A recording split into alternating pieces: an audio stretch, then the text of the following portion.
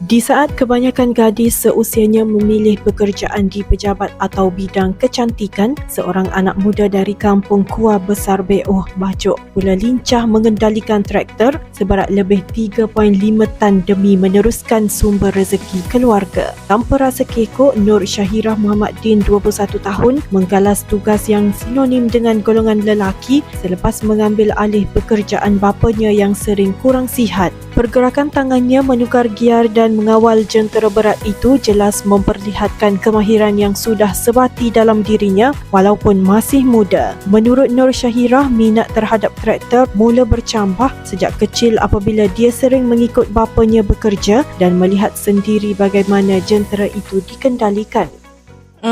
Tunggu ayah, ikut ayah. Duduk atas kereta galau, ikut ayah, ikut semua teman-teman dia je. Ya ajak nama dia, moga dia puas sore kan. Teman-teman lama-lama tengok jadi kau minat. Darjah 5 ko 4 gitulah. Time sepenuh masa kerja habis sekolah. Habis sekolah baru kerja bawa kereta galau sepenuh masa. Belajar dengan ayah. Tengok dia ke giaran kan. Tengok lama-lama kita bawa diri jadi boleh, jadi pandai.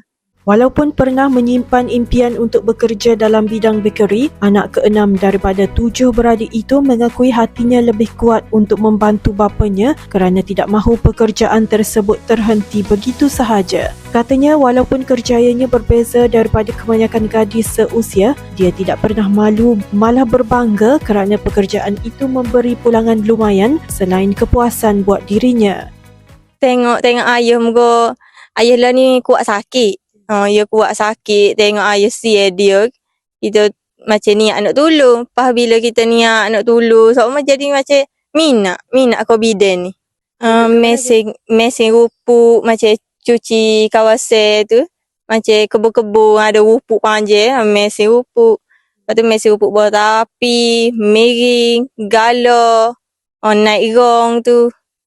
Sodok hutan, sodok tanah, buat jalan.